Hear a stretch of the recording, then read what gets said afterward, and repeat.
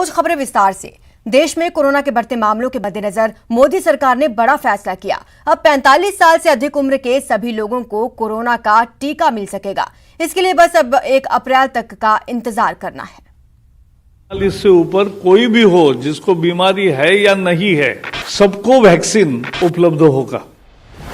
होली पर सबसे बड़ी खुशखबरी, कोरोना टीका पर अच्छी खबर।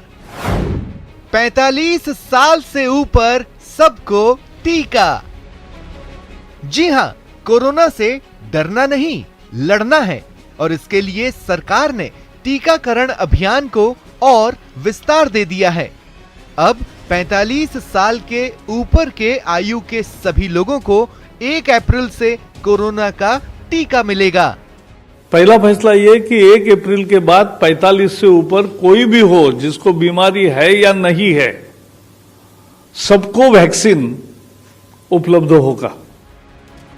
देश भर में कोरोना के बढ़ते संकट के मद्देनजर सरकार ने ये फैसला किया। कई सारी कंपनियां भी अपने स्टाफ को कोरोना टीका लगवाने के प्रयास में जुटी थी। ऐसे में अब 45 साल से ऊपर के सभी लोगों को टीका उपलब्ध होने से लोगों, सरकार और कंपनियों को बड़ी राहत मिलेगी। हालांकि इसके लिए एक प्रक्रिया पूरी करनी होगी। क्या है वो प्रक्रिया, ये भी जान लीजिए। टीके के लिए लोगों को रजिस्ट्रेशन कराना होगा। रजिस्ट्रेशन के बाद तय तारीख पर टीका केंद्र जाना होगा। सरकारी अस्पताल में टीका मुफ्त लगेगा। प्राइवेट अस्पताल में 2 डोज के 500 रुपए देने होंगे। पहली डोज के बाद 6 से 8 हफ्ते में दूसरी डोज लगेगी। कोरोना टीका का एक सर्टिफिकेट भी दिया जाएगा कि जो भी 45 के ऊपर है, सब लोग अपना नाम रजिस्टर करें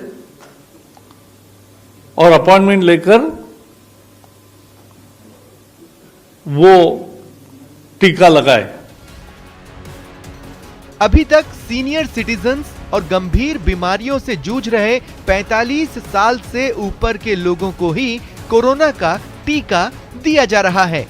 लेकिन इस महीने की शुरुआत से ही देश भर में कोरोना के मामले तेजी से बढ़े हैं, जिसकी वजह से कोरोना टीकाकरण अभियान का विस्तार करना जरूरी माना जा रहा था। पिछले 24 घंटे की बात करें तो 40,611 नए मामले सामने आए। इस दौरान 29,735 लोग ठीक हुए, जबकि 197 लोगों की मौत हो गई। अकेले महाराष्ट्र में 24,645 लोग संक्रमित मिले। केरल, कर्नाटक और तमिलनाडु में नए मामले 1,000 के पार हैं। पंजाब, छत्तीसगढ़, एमपी और दिल्ली में भी कोरोना ग्राफ बढ़ा है। मास्क तो और भी 1.5 साल लगाना ही पड़ेगा। दूरी बनाए रखनी ही पड़ेगी, लेकिन और हाथ धोने ही पड़ेंगे बार बार। लेकिन एक करने की जरूरत है कि वैक्सीन लेने से अपने को एक बहुत इंपॉर्टेंट सुरक्षा कवच मिलता है। कोरोना संकट के मद्देनजर सरकार का टीकाकरण अभियान पूरी रफ्तार से जारी है और पिछले 24 घंटे में रिकॉर्ड 32.50 लाख लोगों को टीका दिया गया। अभी तक 4.83 करोड़ लोगों को वैक्सीन दी जा चुकी है, जिसमें 80 लाख लोगों को कोरोना टीके का दूसरा डोज दिया गया है।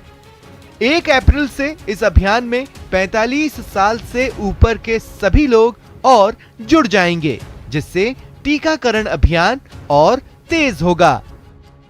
Bureau report, news 18 network. देश आजादी के 75वें साल की तरफ बढ़ रहा है, लेकिन राजस्थान के कई गांवों में आज भी न पीने का पानी है और न ही शिक्षा की सुविधा।